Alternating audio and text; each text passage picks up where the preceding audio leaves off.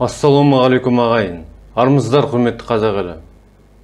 Эфирде Қазақ Кезет YouTube арнасы және оның жүргізушісі мен, Абзал Ғаппас.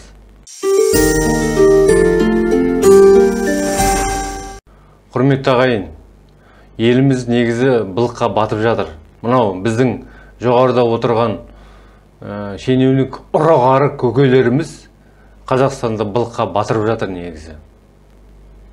Мен қазіргі қозғайтын тақырыбым денсаулық саласы жайында болмақ. Елімізде денсаулық саласы негізі кәсіпке айналып кеткенде, елімізде денсаулық саласы кәсіпке айналып кеткен, кәдімгідей бизнеске айналып кеткен. Денсаулық саласында, яғни денсаулық қызметі елімізде ауруханаларға ауырып барсаң, мысалы, ақша, қып-қызыл ақша. Ақшаң жоқ болса, қарала алмайсың ауруханаға. Ауырып, ақырын жүре бересің, ауырып. Және өлесің.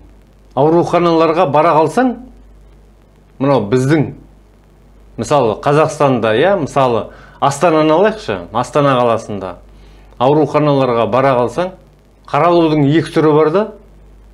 Біреуі квота дейді. Екіншісі ақылы қаралу бар. Квотасын айтатын болсам, ол бірден қарамайды.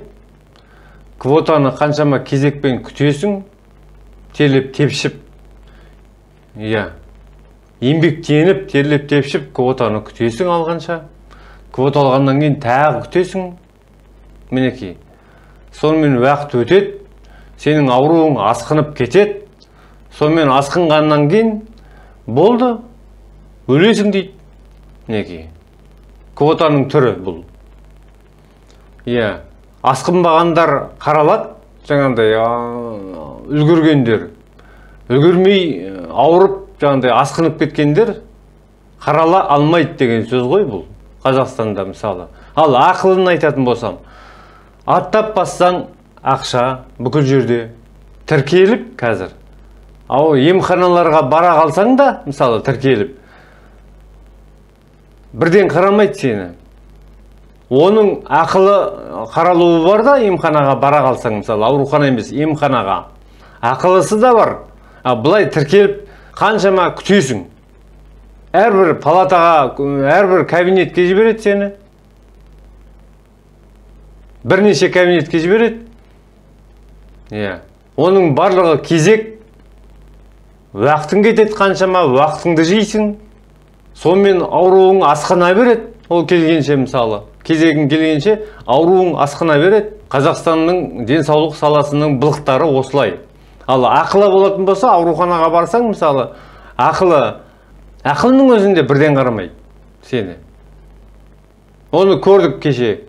Палатаға жату үшін бір койкасы 9000 теңге. Ақылы қызметінде. Бір койкасы 9000 теңге. Ал жататын палатасының өзі 21000 теңге, 25000 теңге әртүрлі, мысалы. Одан кейін жаңағы отасы бар, ота жасағаны, ол да ақылы, мінекей. 250-300 мың. 200 да емес, ол операцияға дейін, мысалы, отаға дейін қаншама қызметтен өтесің, қаншама қызметтен. Сол көз дәрігер ауруханасының ішінде қаншама қызметтен өтесің, мысалы, оның әрқайсысы ақылы, 3000, 5000, 7000, мен ең кемін айтып отырмын, одан да көп ақылылары бар, мысалы. Сонымен 100 000, 150 000 жай кетіп қалады, отаға дейін.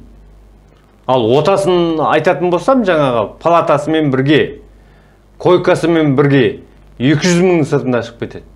Бұл не деген сұмдық? Бұл не деген сұмдық? Қазақстанда ауырып қалсаң, ақшаң болса қайта қараласың. Ақшаң жоқ болса, ауырып қалсаң, мысалы, ақшаң жоқ қалтаңда, ауырып жатсың. Онда қарала алмайсың. Және де сақтандыру деген бар ғой тағы да. Сақтандырудан өтпесең таза мүлдем қарай алмайсың. Онда біттің, онда өле бер деген сөз. Міне Қазақстанның денсаулығы осылай. Денсаулық қызметі.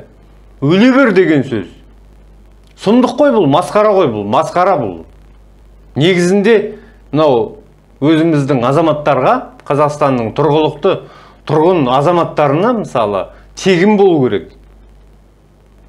Денсаулық қызметі жалпы тегін болу керек, тегін. Шет азаматтарына ғана ақылы болу керек, ақылы. Бізде керісінше. Мынау шетелде мысалы, Оңтүстік Кореяда мысалы шетелде өзінің халқына мысалы тегін қарайды, өз халқына. Шетелден келген азаматтарға ақылы әрине, о жақта солай. Басқа шетелдерде солай негізі, жалпы айтқанда. Ал бізде керісінше. Бізде қазақтан сорып бүкіл ақшаңды, байлығыңды сорып, тонап, сүлікше сорып, бичара қылып сені. Ақшаң болса қаралдың, оның өзінде бір қайбір жөнді бірден қарамайды. Сорлап түбіңе жетіп сенің, кезектен кезекке өтіп, бірнеше кабинеттен өтіп жаңандай. Және де дәрігерлердің ауырып, мысалы, жаңа кезегің келіп дәрігерлерге бара қалсаң алдына, мысалы. Асықпайды, асықпайды шіркін-ай дәрігерлердің. Дәрігерлердің жұмысы, қызметі, мысалы. Анда аурулар отырау сыртта, күтіп отырау, кезекте. Адам ауруханаға болсын, емханаға болсын, адам жайдан жай бармайды ғой. Ерігіп жайдан жай бармайды адам. Ауырып барады. Қаралу үшін барады. Денсаулығын түзеу үшін барады ауруханаға, мысалы.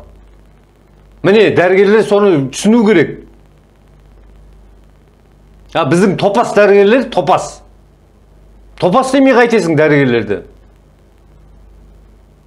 Отырады асықпай. Асықпай, кезегі келеді ғой деп. Тездес қарасай, тездес. Мысалы, ақпарат, жаңа мағлұматын компьютерге теріп жазады ғой. Теріп жазған кезде асықпайды, әріптері тере алмайды. Бейшаралар, сорлар. Әріптері тере алмайды компьютерге, отырады. Мына жақтан адамдар отырады. Қашан қараламыз? 2 сағат, 3 сағат деп мысалы. Мен анда баруым керек. 12-де мен жазылып қойған басқа емханаға мысалы. Деп сөйтіп отырады адамдар. Дұрыс қой енді, адамдардікі дұрыс қой, барған аурулардікі мысалы. Ал дәрігерлер дұрыс емес дәрігерлердікі мысалы. Тез қарау керек, тез. Кісі бұқпаған дәрігерлер, кісі бұқпаған кәдімгідей. Аурулармен дұрыс сөйлесе алмайды. Овчар киттерше арпылдайды, аурулармен дұрыс сөйлесе алмайды, аурулармен. Овчар киттерше арпылдап.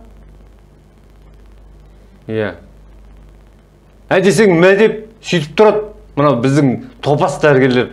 Қазақтың дәрігерлері солаймын жалпы. Өзінің азаматына, Қазақстанның азаматына, яғни әсіресе қазақтарға дұрыс қызмет жасай алмайды. Орыстар болсын шәнжеде, талайды көріп жүрміз ғой. Орыстарға жалпылдап, жалпы етіп кәдімгідей жалпылдап.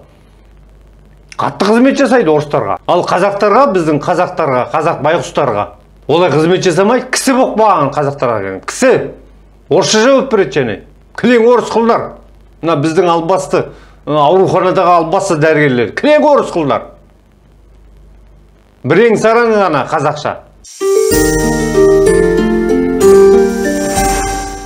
Қазақ елі, құрметті ағайындар, Қазақстанда денсаулық қызметі, жалпы денсаулық саласы тегін болу керек, тегін. Өз халқына тегін болу керек. Шетелден келген азаматтарға ақылы болу керек, мінекей. Құрметті дәрігерлер, денсаулық сақтау министрі Ажар Ғиният ханым, сіздің құлағыңызға мінекей, жетер-жетпес, жетсе де, жетпесе де, мен айтайын сізге.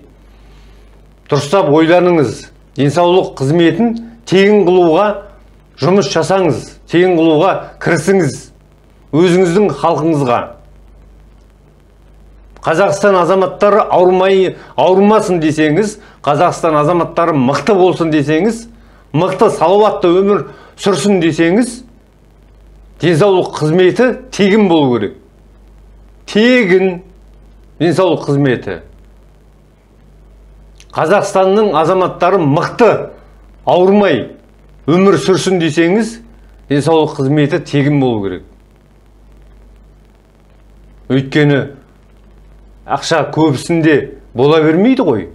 Көбісінің қалтасы көтере бермейді ақшаны. Мысалы, жұмыс істейтіні бар, жұмыс істемейтіні бар. Жұмыс істейтіндердің өздерінің ақшалары көтермейді, мысалы, қалталары. Ылғи жылап жүреді. Жылайтын кім Қазақстанда? Қазақтар. Ауыратын кім тағы да қазақ. Мінекей. Жылап еңіреп, ақшам жоқ деп, жетпейді ақша деп анда. Мысалы, отаға жетпей қалды деп, Кім жылайтын? Қазақ. Мінекей. Оған кінәлі, мынау біздің арамза сұм билік. Дағы айтылып айтамын, құрметті денсаулық сақтау министрі Ажар Ғиният ханым.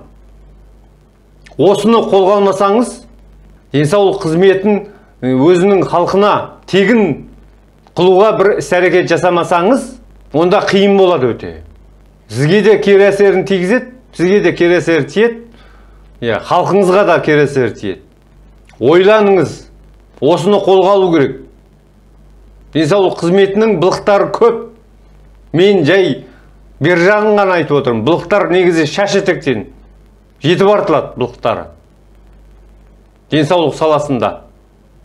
Құрметті ағайын, осы бейнені мүмкіндігінше таратып, чаттармен бөлісіп, жақсы пікір қалдырып, лайк белгісін аямай лайықты басып, қолдап отырайық.